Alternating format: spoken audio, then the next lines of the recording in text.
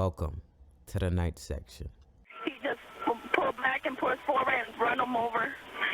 Two guys are laying down. 142nd, man. What city are you in? Compton, I think. I just passed by. They were fighting in the still there? Yes. We tried to follow the truck when we took pictures, but we don't know if we got a plate. What's the location? It's 142nd and Central, ma'am.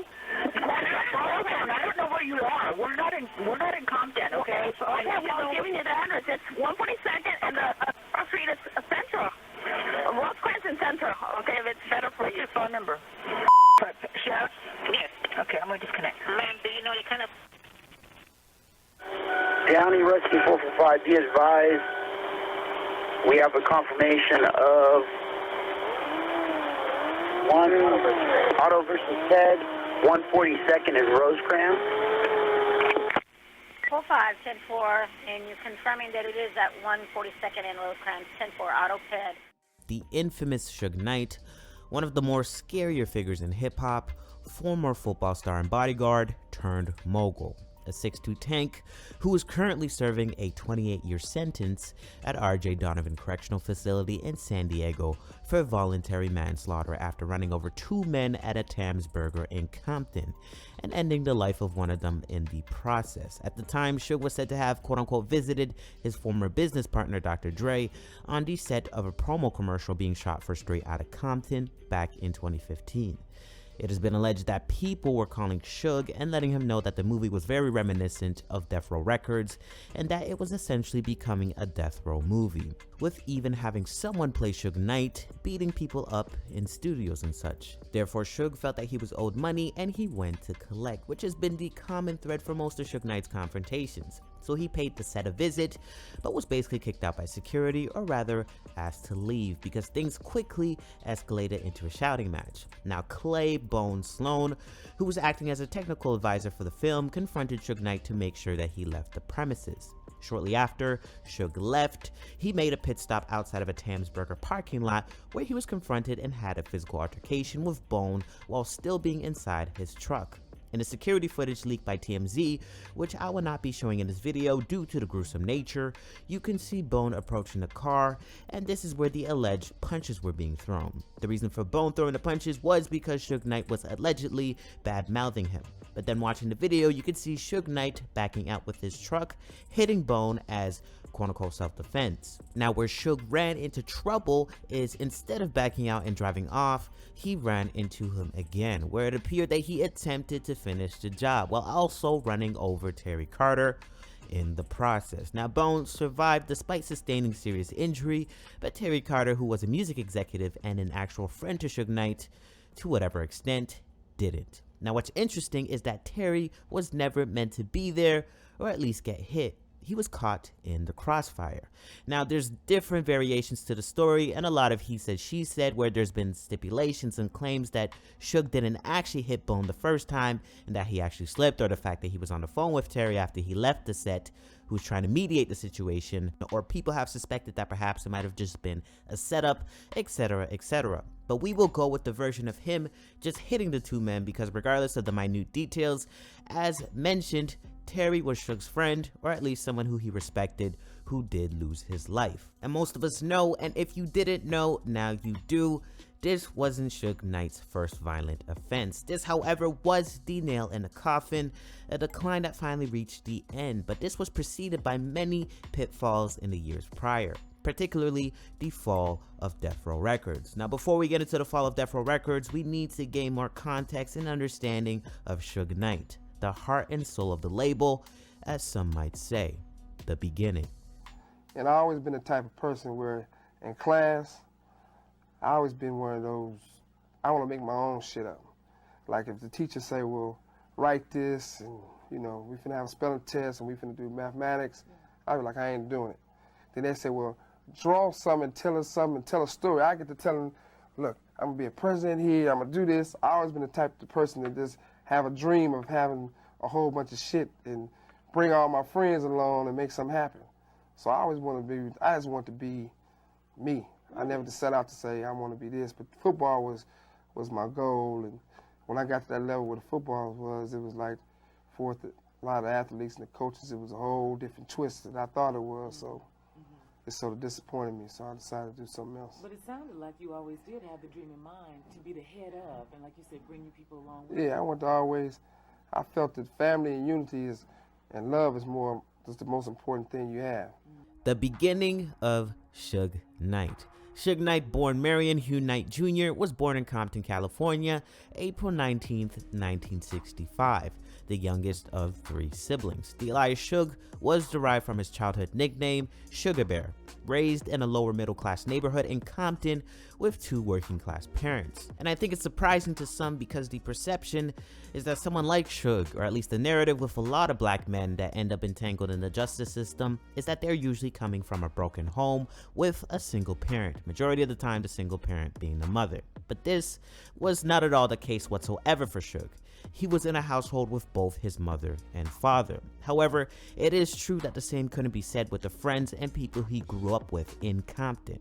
Suge was the exception, not the rule. Now, Suge Knight's gangster reputation within the industry was an active choice on his part because, as far as we know, he did not grow up that way either. The prominent male figures in his life growing up, whether it be his father or uncle, weren't gangbangers. He did, however, grow up in a place like Compton where gang activity was prominent, and in his neighborhood in particular, it was run by the Bloods. But that wasn't supposed to be his fate.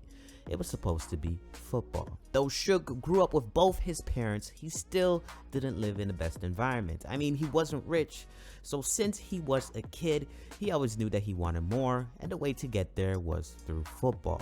Now, Suge went to Linwood High School, 20 minutes away from Compton, where he was both a football player and a track star for the 4 years. Now, this was in the 80s where Suge was focused on his athletic career. So much so that after graduating high school, he earned himself a scholarship for football at El Camino Junior College, where he played for 2 years before transferring over to the University of Nevada, Las Vegas, otherwise known as UNLV, playing for the Rebels team after meeting Coach Hyde during recruitment, who then brought him to Vegas. According to an Anscape article written by Justin Tinsley, quote, as a junior, Suge started at nose guard and defensive tackle and immediately became one of the Rebels' best defensive players. Knight was voted UNLV's Rookie of the Year, named defensive captain, and won first-team all-conference honors. In a city full of sins, Knight was apparently UNLV's biggest blessing, end quote. And at the time, Coach Hyde claims that Suge was well-mannered and a type of player that any coach would want on their team. A yes sir, no sir type of guy. Now, Suge ended up playing 2 seasons at UNLV from 1985 to 1986. And at this time at UNLV, he was working as a part-time bouncer for a local nightclub called the Cotton Club, which will be relevant later in the story. It wasn't too long until Suge dropped out of school and was back in LA. And at that point, you think that clearly Suge Knight's football career was over, but it turns out during the late 80s, the NFL was actually going through a crisis. Now, players were on strike after the start of the 87 season because they demanded more money. And of course, owners didn't believe the players until they had to start scrambling for a roster for the season to go on. And I mean, desperate times call for desperate measures, which means they were calling up undrafted players, former college players, the neighbor, the cats, and the dogs, anyone and everyone to replace the players refusing to play in the season. And of course, guess who else got the phone call? That's right, Suge Knight himself. So what looked like to be a thing of the past, a football career that just tanked due to nothing else but Suge himself, Suge got another chance to really take this thing seriously in the big leagues. Well, at least that's what he thought. Amidst the protests, the replacement players were treated like crap by the contract players. Eggs being thrown, booed, the whole nine. And really, Suge ended up only playing 2 official games as an LA Ram and not really making a huge dent in terms of stats. And well, the strike lasted about 24 days until things went back to at least semi-normal. And at that point, in terms of football, it was over for Suge, done, finished, really a thing of the past. It was at this point that the gangster era of Suge started to take shape, as if some sort of shift within Suge started happening. I mean, he had instances of troublemaking before, like in high school shaking down white students, or reselling books in college as a cash grab. But nothing really stand out to signal that Suge would be a future felon, other than the fact that it's been rumored that Suge was a drug dealer back in his UNLV days. So other than that, from the outside looking in, as far as faculty, coaches, etc., he seemed to be alright. So by 1987, when he's officially done with football, it didn't take him too long to get into trouble. And the first time we actually really see him get into trouble with the law, this was in October of that same year. He got into multiple arguments with his then girlfriend, Sharitha Golden. Alleged threats were made, which ultimately led her to get a restraining order against him.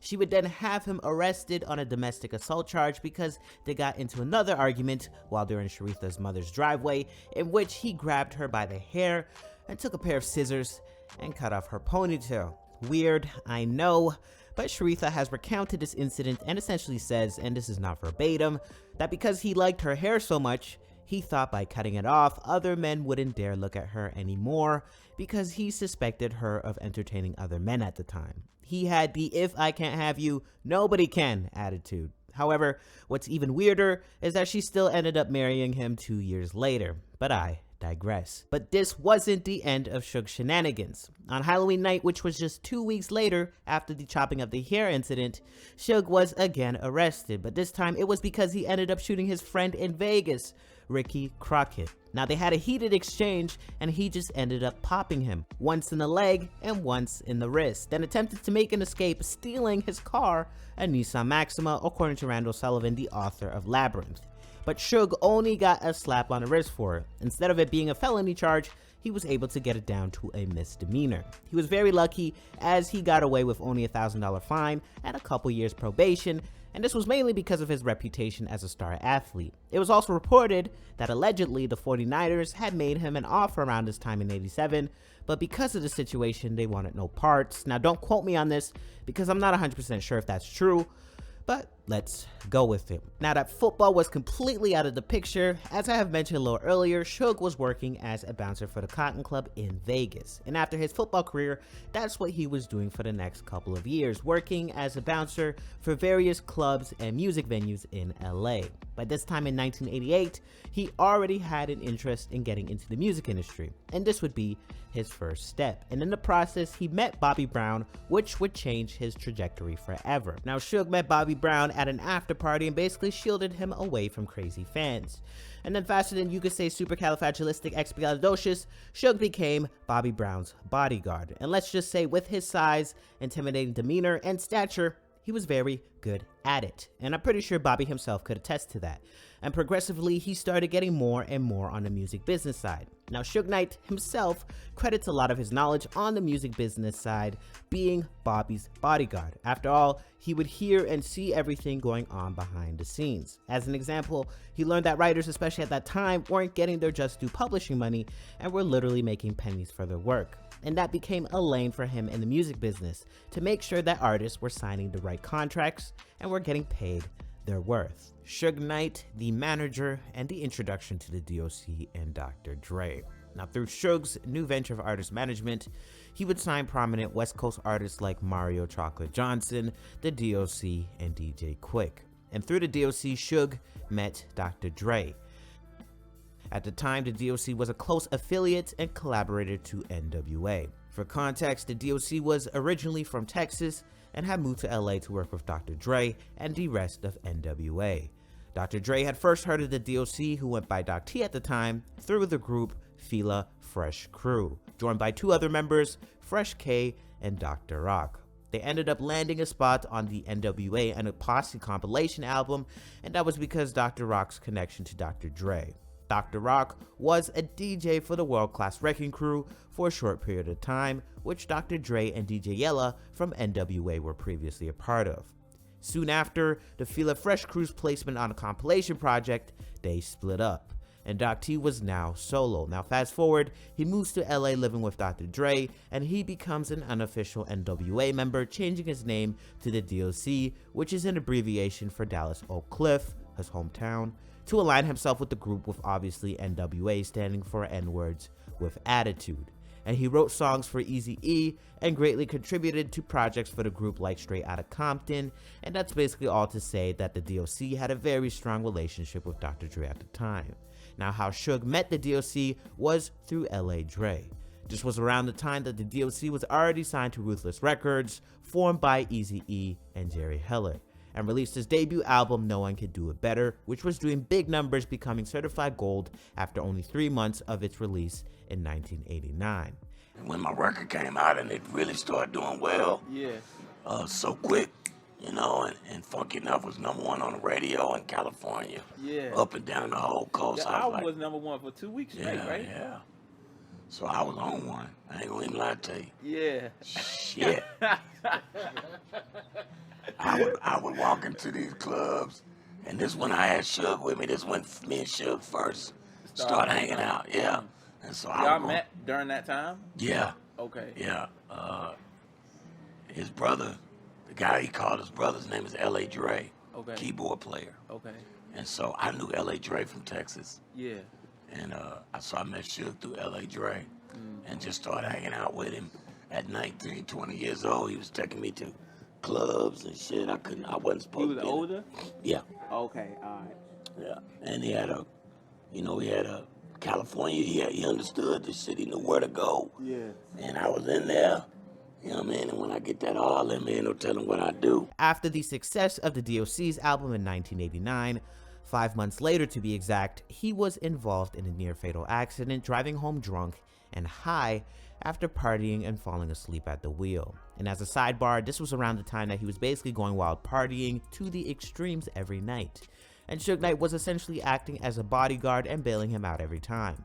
But to get back on track, in the accident, he sustained serious life-threatening injuries. He wasn't wearing a seatbelt, causing him to be thrown out the back window, slamming face first into a tree. But thank goodness he survived. Unfortunately, what came with that accident was a crushed larynx, permanently damaging his vocal cords, which has changed his voice to become very raspy, scratchy, and harsh.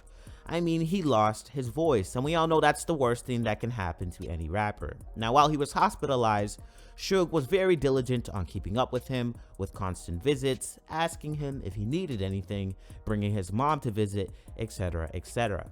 Whether or not this was genuine or premeditated will obviously be revealed when we put the pieces of the story together further down the line. But what this solidified was the DOC's confidence in Suge. Now, what makes this relevant is because in this time of visiting him and showing concern for him, he convinced the DOC that he should become his manager. As we mentioned a little earlier on, artist management was one of Suge's newest ventures, and as his manager, he would later show quote-unquote concerns for the DOC's dealings with Ruthless Records. Were you instrumental in making that happen, Dre and Suge? Absolutely, okay. Bro. The shit wouldn't have happened had I not been there. And I'm just giving you some real shit. No, good, yeah. You know, because Dre didn't, you know, back then, Dre, he listened to me, he took my advice, you know, and so when I found out what Easy had been doing through the paperwork, you know, and how lacking things were, I told Dre and said, man, you know, it's no bueno, you know, like if he's doing it to me. And so Dre took it upon himself to check his own deals out and found out there were discrepancies. And so I says to him, you know, there's this guy, you know, his name is Suge, he can help us out, you know, we can plug us with this other guy, Dick Griffin, says it, you know, so we started taking meetings. Dick Griff, you have to explain to people who he is, that name. Dick Griffin is old school shit. He's probably Suge before Suge, but he had a record label. Wow. He had a record label called not Motown, Solar Records, like, and all the late 70s, early 80s stuff with the Deal and Shalimar and all of those Soul Train kind of acts came through Dick's company. So he was well versed. He had his own building with this huge studio in it. It was just dope. And so he had a reputation about him. Yeah, well, you know, they all do. Yeah. But I didn't know it. All I know is he had that big ass studio. It was bigger than anyone we had ever worked in, with that big ass SSL, and it was an opportunity for me and Dre to start our own thing, to do our own thing. Now we know we gonna win, you know. So he and I and Suge and Dick sat down and formulated this company. At first it was called Future Shock. That was the name that Dre wanted to call it.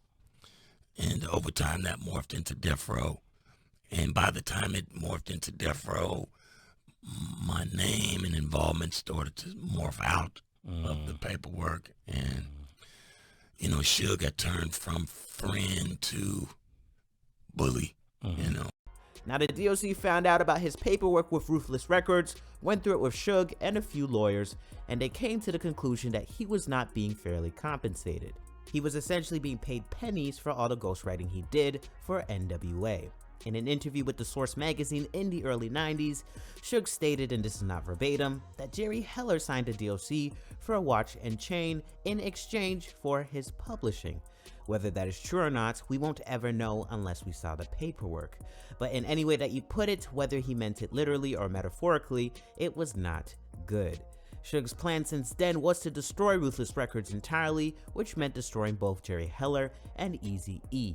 And that would mean to gradually get the Ruthless artists on his side, which meant starting a label of his own. And it has been said that he allegedly barged into Jerry Heller's office, intimidating the two bodyguards and ravaging through his files after Jerry Heller had refused the original request to see the contracts. And that's when Suge and the rest of the former Ruthless artists, including the DOC, then later Dre, found out that they were getting played. We don't know if this method of obtaining the contracts is 100% true, but it wouldn't be surprising.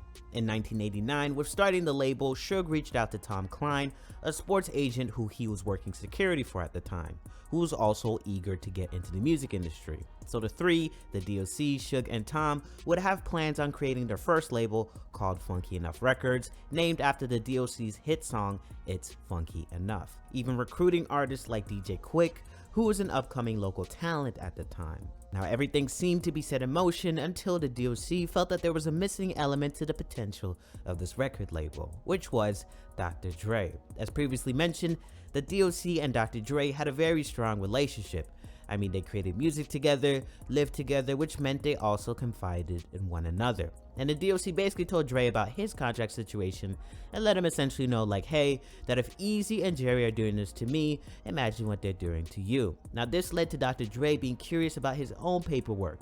Now, the people at Ruthless, Jerry Heller in particular, were not having that, which led to the DOC introducing Dr. Dre to Suge as the guy that would help them out of this mess and getting him the paperwork. Now, once Dre saw his paperwork, he realized he wasn't getting his just due. Now, by that time, NWA was already over. I mean, Ice Cube had left and Eazy-E was set on lining his own pockets and didn't budge in terms of working out another deal. This meant that the DOC and Dre would both distance themselves from Ruthless Records entirely, and Suge, to say the least, did what he did best in terms of the alleged intimidation to get both artists out of their contracts, along with other Ruthless artists like Michelle. I get Dre. What do you want me to do, interrupt the man? Well, Please. I want to tell you the truth. I'm a gracious host. So anyway, what happened was I got Dre. Right. And starting a label, they wanted the name of the label Future Shock. Right. The original name before Death Row. Right. Right. So it was Future Shock. Okay. That was just a name they kicked around. And I wanted to go Death Row. There was a guy that had a Death Row, but he spelled it like Def Jam. Right. I'm like, you know, no offense, but, you know, we from the ghetto, so if we're going to say Death Row, it'd be the real Death Row, the man in the chair, and my homeboy just got out of prison, so he drew the logo for us. Right. Got to get the money back to the community, right? The beginning, Death Row Records. Now we're going to fast forward here a little bit to the start of Death Row Records. After the way Suge Knight was able to handle the business and get the job done, i.e. getting him out of his contract with Ruthless Records, Dr. Dre was now for sure convinced that this was the type of guy he needed on his side. In 1991, Dr. Dre, Suge, the DOC, and Dick Griffey from Solar Records banded together to start the label, which was originally meant to be called Future Shock Records as per Dre's request. However, both the DOC and Suge Knight have claimed to have suggested the name Death Row, which was spelled D-E-F, a play on off of Def Jam recordings. However, the rights to the name were already taken by a previous associate to Dr. Dre, who went by the name of The Unknown DJ, to start his own record label at the time. But in July of 1991, they came to an agreement and he sold the naming rights to Dr. Dre and Associates. They eventually changed the name to Death Row Records, spelled D-E-A-T-H, by 1992. Now, how the exact name came to be has been up for debate, people claiming they started it like both Suge and the DOC, but there's another person who's actually pivotal in the creation of Death Row, and without him, Death Row would cease to exist. And that person is Harry O, or Michael Harris, who says he was the one who came up with the name due to his personal situation, and if you ask me, it adds up. If you guys didn't know, Harry O was a known drug kingpin in the 1980s. Per the Daily Mail, he was, quote, growing a vast distribution network reaching New York, Florida, Texas, Arizona, Louisiana, Michigan, Indiana, Iowa, and Illinois, supplied by Colombian drug cartels, according to the DEA, end quote. By the time Harry O was 26, he was bringing in at least $2 million a day, and that was up until the year of 1988, where he was convicted of attempted murder and drug trafficking, sentenced to life in prison. Fun fact, he spent over 30 years in prison and has only recently been released on January 19th of 2021. So from 1988 to 2021, he was in prison. But to get back on track, it would be Harry O to actually name and fund Death Row Records. Funding for Death Row Records, Michael Harris, Vanilla Ice, and Boss Man, Michael Harris. Suge Knight putting the label together would need funding for what would become Death Row Records. Turns out during that time, Harry O was already thinking of re-entering the entertainment industry. Fun fact, Harry O actually funded Denzel Washington's early plays on Broadway, and he was the first African American to actually produce a successful Broadway show called Checkmates, where Denzel Washington actually starred. Now, Harry O caught wind of Suge working with Dr. Dre and his plans to becoming a huge entity in the entertainment industry, in which, as mentioned prior, Harry O already contemplated re-entering. Thus, it only took a couple phone calls with Suge back and forth before they would meet. Now keep in mind, Harry O was serving time behind bars during this time, so he had David Kenner, who was Harry O's lawyer at the time, bring Suge to see him in prison. Harry O would ask Suge what it would take to make this label possible, and Suge suggested that they become 50-50 partners and asked for about $1.5 million. Harry O would then set up GF Entertainment as the parent company, making Death Row a subsidiary. According to Harry O, it was 100% ownership through his trust. Vanilla Ice. In the midst of getting Death Row together, Suge Knight had to clear up some other quote-unquote business. Mario Chocolate Johnson was among one of his first clients that he worked with, and success story in terms of a writer getting paid. Now, in the way that the job got done has been up for debate, but if you guys aren't aware, Mario Johnson was allegedly the one who wrote the lyrics for Ice Ice Baby, or at least co-wrote it, a massive hit record by Vanilla Ice, which came out in 1990. Now, of course, on Vanilla's end, according to Johnson, his attorneys tried to get Johnson to sign a ghostwriter contract, which basically meant that they would pay him $100,000 up front, but he would not get any royalties. And obviously, Suge advised to absolutely not do that, which was the right course of action, because now over 30 years later, the record has sold millions upon millions worldwide. And that's well over 160 million at this point. So much so that it was reported that Vanilla Ice still earns about $400K a year off that record alone. And that's thanks to, you guessed it, royalties. Now, how Suge decided to rectify the situation with Vanilla Ice and Mario has come into question, and added to his mystique and gangster persona. But I'll let Ice tell it. I had my bodyguards who had guns, and they had their people which had guns, and they had us outpowered and outnumbered. Talking publicly about it for the first time, Van Winkle describes a terrifying night in his suite at a Beverly Hills hotel when he says Suge Knight showed up with 6 other men. Roughed one of my bodyguards up. They roughed everybody else and my whole entourage up. Suge took me out on the balcony, started talking to me personally. On the balcony? On the balcony. High above? Like 15 floors. He had me look over the edge, show me how high I was up there. Were you scared? I needed to wear a diaper on that day. I was very scared. On the balcony, Van Winkle says Suge Knight told him to sign over points from the song to a man named Mario Lavelle Johnson. Who is Mario Lavelle Johnson? His name is listed. That's the guy that Suge Knight brought over there that is an acquaintance of mine that had nothing to do with that song. You signed over the rights? Signed over the rights to him so that Suge and them could get paid for it. So Mario Lavelle Johnson didn't write that song? No way. How much were those points worth? About 4 million, 3 million, anywhere between there. $3 to $4 million. And you just signed him? I signed him and walked away alive. As heard in the clip, Ice claims that Mario had nothing to do with the song, and rather he was intimidated into signing points, aka some royalties away, and claims that Suge had him look over the edge of the balcony of his hotel room to see how high he was. And it doesn't take a genius to put two and two together to come to the conclusion that Suge potentially threatened to throw him over the balcony unless he signed the contracts. Now, the media ran with that story and claimed that Ice was hung over the balcony, but that wasn't true. However, according to Ice, he was in fact intimidated. Suge, on the other hand, has denied the claims of there being any form of intimidation. So I guess we will never really know the truth, but with Suge's track record, it's not something we can 100% rule out. According to the book Parental Discretion is Advised, The Rise of NWA and the Dawn of Gangster Rap, written by Jarek D. Kennedy, Suge Knight had originally sought counsel from Dick Griffey, an old friend of Suge's, founder of Solar Records, on the matter. A well-known legend who played an important role as a music executive in the 70s and 80s, signing funk, disco, and R&B artists and groups like The Whispers and Midnight Star. Now, Dick Griffey connected Suge at the time with a New York attorney, but then of course, Suge took matters in his own hands instead of going through the court system. Now, he first confronted Vanilla Ice at a restaurant he was eating at, and then turned up the ante when that didn't work.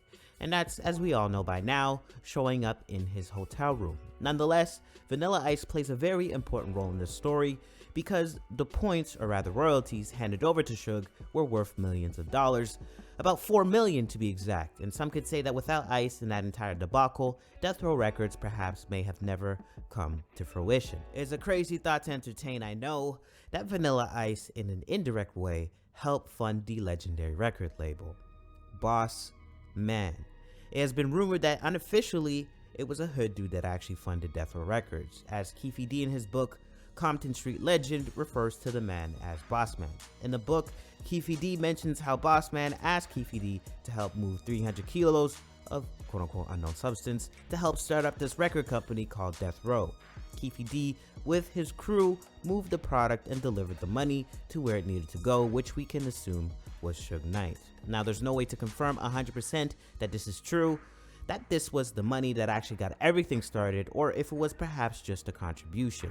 But my best guess is that Suge used everything combined, from Harry O to Vanilla Ice to Boss Man, the rise and fall of Death Row Records. Death Row is going on here tonight. The new explosion of the most powerful record label to come out into the market that I've ever seen in my life. And I mean that. Death Row. Death Row. Death Row. That's what's happening tonight. 1992. By 1992, Death Row Records was up and running. In that year alone, they signed multiple artists such as Daz Dillinger, Nate Dogg, Corrupt, and Snoop Doggy Dogg. At the time, Snoop Dogg was Dr. Dre's protege. How Dr. Dre found out that Snoop Dogg can rap was at a bachelor party through Warren G, Dre's stepbrother, though he had known of Snoop Dogg prior as a street kid. My baby bro, Warren G, yes, sir. He actually brought me the a cassette tape, and we were at a bachelor party, and I popped it in and listened to it like, whoa, I need to meet him. I need to meet him. And what it was the way he said his words and his voice. Mm-hmm. You know, I really like working with artists that have interesting voices. If you notice, most of the artists I've worked with, you'll know their voice as soon as you hear them. Yes. You know what I mean? So that was one of the things that really turned me on. At the time, Death Row Records was in charge of creating the soundtrack for the 1992 movie Deep Cover, which featured the single Deep Cover with Dr. Dre and Snoop Dogg. And soon they would work on Dre's debut album, and one of the greatest hip-hop albums of all time, by the way, The Chronic. The first single, Nothing But a G-Thing, dropped in November of 1992, peaking at number 2 on the Billboard Top 100 and number 1 on the Hot R&B/hip-hop singles and tracks. The single sold over 1 million copies in just a few months and was certified platinum. However, in this time and amidst the early success of Death Row, it wouldn't be too long until Suge once again did what Suge did best, and that was allegedly threaten people. Stanley Brothers incident. In the Death Row Records headquarters, it has been said that Suge Knight had a phone that no one was allowed to touch except him. It was the Harry O line, let's call it, and it was strictly for that use in the case that Harry O calls or he were to make the call to Harry O. Well, one day Suge Knight comes into the studio and finds one of the Stanley brothers, Linwood Stanley, on that phone. At the time, both George and Linwood Stanley, both rappers, were there to see Dr. Dre. Now, Suge told Linwood to get off the phone, and he resisted. Both brothers basically said, "F you, you're not Dre," saying in so many words like, "Hey man, you can't tell us what to do." Clearly, they had no idea who they were dealing with, but they were very soon about to find out. So Suge leaves, then comes back moments later with a gun and points it to their heads and tells them to get on their knees, ordering both of them to take off their clothes. They once again resist, so he fires the gun by one of their ears. He then proceeds to pistol whip Linwood Stanley, grabs their wallets, taking out their IDs, and lets them know that if the police finds out about what just happened, he will indeed find their families and will make do with them how he sees fit. You guys can obviously read between those lines, but of course they ran out the building, and what was the first thing that they did? Tell the police exactly what happened. This was the beginning of the end for Suge Knight in terms of his legal troubles, and as we saw the success of Death Row, we saw the many pitfalls over the years interwoven with the capital success when it came to the artists of Death Row and Suge Knight himself, leading to the eventual decline. Prior to the release of The Chronic, Suge was shopping around the album for distribution. Originally, the album was to be released through Sony, but due to the quote-unquote crazy things going on around Death Row and Dr. Dre's sticky contract situation with Ruthless Records, it was a no-no, and they kept shopping around to different distributors and would be faced with the same fate every time, as no one wanted anything to do with them due to their contractual problems with Ruthless, until they went to Interscope Records and had Jimmy Iovine hear the album. Now, Jimmy Iovine loved the record and really wanted to work with Dr. Dre, so it was on. Jimmy Iovine helped legally finalize Dr. Dre's contractual release from Ruthless, and the album was to be distributed by Interscope Records. Now, one thing that we have to absolutely give Suge Knight credit for is setting the terms of the agreement, which was that they, as Death Row, would keep the masters, otherwise known as the master recording, as he understood, like Dr. Dre's previous situation, that they were not going to settle for them doing all of the work and them taking the money. And because Jimmy Iovine desperately believed in Dr. Dre and his talent, he had no choice but to agree. 1993. By 1993, The Chronic was a major success, and now Snoop Dogg and Dr. Dre were gearing up for the release of Snoop Dogg's debut album, Doggy Style, which would drop on November 23rd. The album was a major success and outperformed The Chronic, eventually going quadruple platinum. Snoop Dogg case. August 25th, 1993, amidst the creation of Doggy Style, Snoop Dogg and his bodyguard Malik were involved in a deadly shooting of an alleged rival gang member named Philip Waldemariam. The story was that they had gotten into a verbal dispute while Snoop Dogg was riding around with his bodyguard in a Jeep. It appeared to be some rivalry taunting, and the exchange started to escalate on Waldemariam's end, where he brought out his weapon aiming to fire it towards them, and Malik quickly reacted in self-defense and shot him before he can shoot them. Waldemariam ended up passing due to the injuries he sustained. Now, Snoop wanted to turn himself in right away because he thought that it was the right thing to do. He knew he was innocent and wanted to clear the air on how the situation went down. And I mean, of course, the longer you wait to turn yourself in on something like this, the guiltier you appear. Snoop let the label know what happened, but Suge advised that he stayed low for a couple of days because within a week he had the MTV Music Awards to promote the upcoming album, Doggy Style. Now, in Suge's mind, at the end of the day, Snoop had a job to do and had to be the artist first and promote his upcoming work. So they took a risk and he went to the awards. Now, obviously getting there, the police were posted up and ready to take this man to jail, but they agreed to make this as graceful as possible. Snoop would go on stage to present the award and exit stage left quietly to be taken under custody, and that's exactly what they did. Arrested with both his bodyguard and an associate by the name of Sean Smith. Snoop would soon be released one day after posting $1 million bail, courtesy of Suge Knight. Now, this arrest in many ways was disheartening and distressing for Snoop, because at the time he thought about making it out of the hood just to have the possibility of everything that he worked for stripped away in an instant. That thought in itself was very difficult to bear, a story that by now we are very familiar with. Luckily, by 1996, both him and his bodyguard were acquitted on all charges. 1995. By 1995, Death Row Records was on top of the globe despite the increase in criticism of gangster rap music by the mainstream media, politicians, and academics. Death Row had multi-platinum releases of albums like The Chronic, Doggy Style, and the duo Dog Food releasing the Dog Pound under their belt. And by this time, they have shaped the sound of West Coast rap and solidified themselves as the biggest and most successful label in the West Coast. Unfortunately, however, for every success came with its equivalent pitfall. Tupac Shakur. The major success in this case was getting into business with Tupac. Tupac signed to Interscope Records back in 1991 and had already released 3 albums with the label prior to any contact with Death Row Records.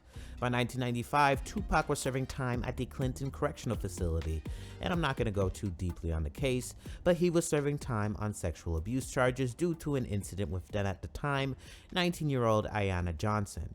He was, however, acquitted on all other charges. According to Wikipedia, quote, by October 1995, pending judicial appeal, Shakur was incarcerated in New York. On October 12, he bonded out of maximum security Dannemora Clinton Correctional Facility in a process of appealing his conviction. One Suge Knight, CEO of Death Row Records, arranged for posting of his $1.4 million bond, end quote. At this time, Tupac was in financial ruin. Even though Interscope had advanced him about $600,000 in the 9 months of his time behind bars, he created a hole for himself financially. Because as you know, artists don't always recoup royalties until months or even years down the line.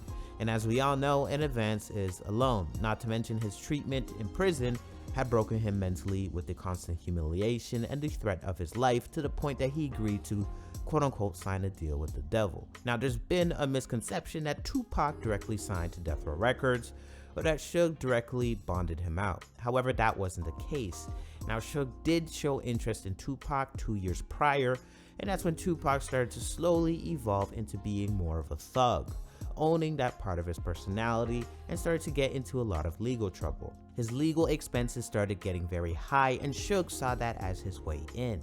Suge even paid him about $200,000 to record and write the song Pour Out a Little Liquor from the Above the Rim soundtrack, a movie that Tupac was starring in, with the soundtrack produced by Death Row Records, which also, by the way, ended up being on Tupac's project, Thug Life Volume 1 in 1994. Now, Suge had then even offered to sign him on to Death Row Records, but Tupac had declined. Now, how Suge actually bonded Tupac out of prison is as follows. The parent company of Interscope, who Tupac was signed to, was Time Warner. And due to all the heat in the press at the time, and that includes censorship groups and activists for the genre of hip-hop being quote-unquote promoted, as well as the nature of Tupac's case with the assault, they wanted to cut ties, aka it was bad publicity. This meant that Tupac was not receiving any financial support. Now, Suge wanted Tupac on his label for a couple years now, and Interscope was feeling the pressure of Time Warner to essentially shed him. So Interscope started applying pressure to have Tupac link up with Death Row to create some distance. So long story short, on September 16, 1995, while he was in prison in Dannemora, Tupac signed a 3-page handwritten memo drafted by Death Row attorney David Kenner, which would give him $1 million cash advance, plus some other cash for other expenses in exchange for his next few albums, and would allow David Kenner to represent him and Suge to manage him. This was definitely a big conflict of interest because David Kenner was Suge's attorney, but also Death Row's attorney, which you guys could do the math on, equaling potentially big trouble for Tupac. Now, it's been said that he's been given a verbal release from his Interscope contract, but nothing at least that I can find where it was written on paper. However, this little memo and the way that David Kenner and Suge handled Tupac was definitely unethical and at worst illegal. But I think Delray Richardson can explain it better. Tupac was in jail. He was in a desperate situation. And like I said, he was signed with Interscope, if you remember. So when they went to get Tupac out of jail, if you look at that, it wasn't a contract that he signed. That was like a deal memorandum, if you will. And it was deal points as to what would be included in a contract had he signed with Death Row, and they actually wrote up a contract, and that was supposed to be in it, and that was the language in the agreement. But the first thing that he had signed was, it was a letter to Interscope, basically explaining that David Kenner and Suge Knight would be respectively Tupac's lawyer, David Kenner and Suge Knight would be his manager, letting Interscope know this, right? Now, at that time, Tupac signed to Interscope. So first and foremost, you would need to void out the Interscope contract in order for Tupac to sign with Death Row. And so when you see and look at that contract, that's not what happened. So basically, it was a tentative agreement on what Death Row and Suge Knight was supposed to do. But first and foremost, it was ripe with a conflict of interest. And the conflict of interest is this. David Kenner was Suge Knight's lawyer, and David Kenner was also the lawyer for Death Row. And then he would now be acting as the lawyer for Tupac. So if there were anything to go on, how would anybody's rights, mainly Tupac's rights, be protected? They couldn't be. There was a conflict of interest. Who are you going to look out for? The label and the CEO, or are you going to look out for the artist? The only reason Tupac signed this memo was because he was behind bars and basically had no other option. Clearly, he knew better, hence having refused to sign prior, knowing that Suge was bad news. But nonetheless, within a week, Suge miraculously got the bail money, which totaled $1.4 million. The bail had three components. One, $850,000 was posted in the form of a corporate guarantee by Atlantic Records. Two, $250,000 posted by Interscope, and the remaining $300,000 was posted in the form of a bail bond. And this would be paid by Tupac in future royalties. Well, clearly this wasn't Suge's money. Where I do give credit to Suge is that if it wasn't for him actually being the middleman and doing the legwork, Tupac might have not gotten out in that time. But the distinction here is that it was label money, not Suge's money.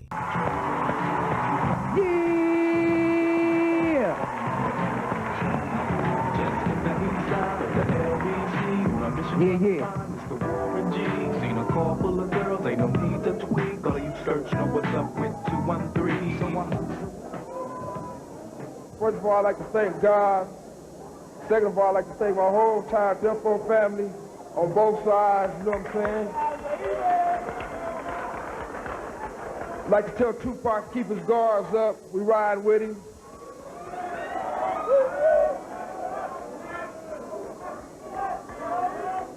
And one other thing I'd like to say, any artist out there want to be an artist and want to stay a star and don't want to have to worry about the executive producer trying to be all in the videos, all on the record, dancing, come to Death Row.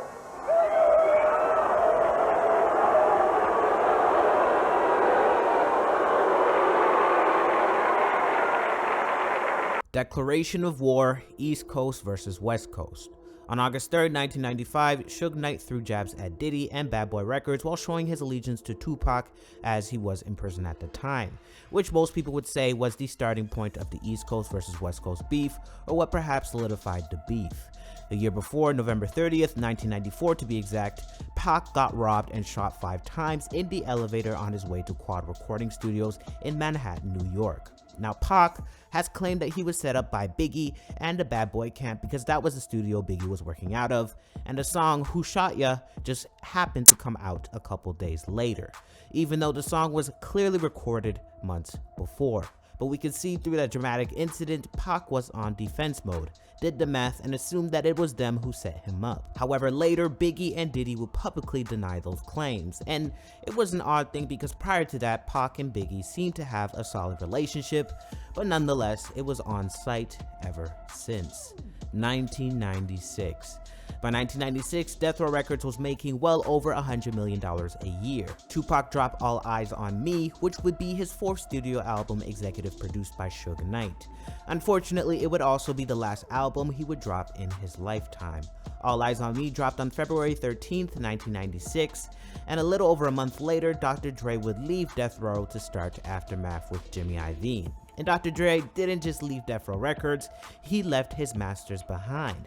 And why did he make that decision to leave, and leave without his masters at that? For one, it started in 1995 with Dr. Dre having a stint in jail for about 8 months after breaking probation of a previous conviction, which I won't go into detail about, but rather, driving under the influence. In that time, it gave Dre time to reflect on his life and his decisions, and he came to realize that the environment he was in was unhealthy and wasn't conducive to where he wanted to be, considering all the violence he's witnessed and had to turn a blind eye to. Like, for example, seeing an engineer getting the brakes beat out of him for rewinding the tape too far.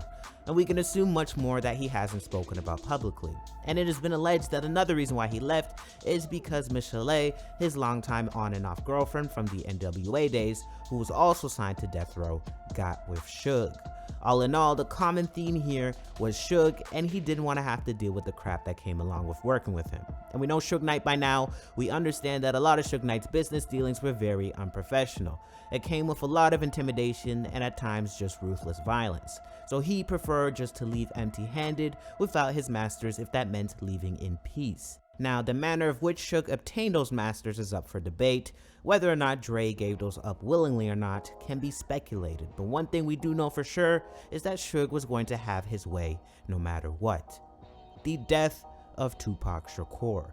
Now, we all know by now about Tupac's untimely death on September 13th, 1996. According to an article from XXL magazine, quote, he was hit outside the Las Vegas Strip after attending the Mike Tyson Bruce Seldon fight at the MGM Grand Hotel and Casino. Pac had been riding in the passenger seat of a BMW sedan driven by Death Row CEO Suge Knight when a car pulled up to Knight's sedan right side, rolled down a window, and rapidly fired gunshots at Shakur. At around 4:03 p.m. on September 13th, Tupac was declared dead after his body started hemorrhaging blood and doctors were unable to stop the internal bleeding. His mother, Afeni, ordered the doctors to stop after the blood loss became too severe, and Pac was soon declared dead after living 6 days in a medically induced coma. The official cause of death was noted after an autopsy as respiratory failure and cardiopulmonary arrest in connection with multiple gunshot wounds. After the autopsy, Tupac's body was cremated the very next day. He was 25 years old, end quote. This point in time marked the fall of Death Row Records. The star of the label had just passed, the heart of the label just left months prior, and the head of the label, Suge, months later on February 28, 1997, would be convicted of parole violation and sentenced to 9 years in prison. And at that point, Interscope dropped the distribution deal and other artists were leaving in droves like Nate Dogg, Snoop Dogg, Corrupt, Daz Dillinger.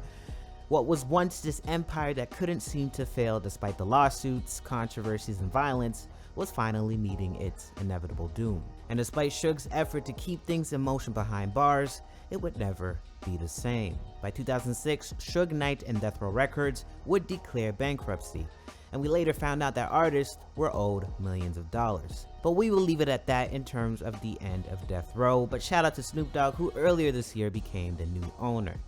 Final thoughts. The fall, Suge Knight. Now, there are several pieces to the story that caused the fall. For one, it's the lawsuits from the violence and intimidation tactics that occurred in the early years, which by the way, was allegedly sanctioned by Suge Knight for the most part. And it's a laundry list of those acts that I couldn't mention, otherwise this video would be 4 hours long. As well as unpaid royalties. We could also say it was the artists going in and out of jail, not to mention the death of one of their bigger stars. But at the heart of this, it was Suge Knight, the now former CEO. And the reason why I blame Suge Knight is because he was the head of the label. And if the head ain't right, nothing else will work out. And I mean that literally and figuratively. He created an environment of hostility and violence, got drunk off of the power and money. But I must give credit where credit is due. He had the drive and the intellect, and had the potential to be one of the greatest music execs to have ever lived. And some may argue that he still is. But either way, it is tainted with the lives lost in the process, the manner in which he got the job done. I mean, he did a lot of good, like giving back to the community by hiring people from the hood who came right out of jail, but it would be offset by them doing his dirty work in terms of intimidation, threats, and sometimes violence. It was impossible for him to keep the streets and his business life separate. It was intertwined right from the beginning, like in the alleged manner of how he got Dr. Dre and the other artists out of their ruthless contracts. There was no way that Death Row under Suge Knight's leadership would have thrived long term. Violence and hostility is not a sustainable way to keep things running, and it all eventually came back to haunt him, and in the worst way possible. Not only did he lose everything in terms of money, but he lost his freedoms in the process. The lesson here is that the energy you put out will always come back to you, and that no one man will reign supreme forever. So be careful how you treat the people on your way up, because on your way down, no one will blink an eye when you lose everything. Night Section out.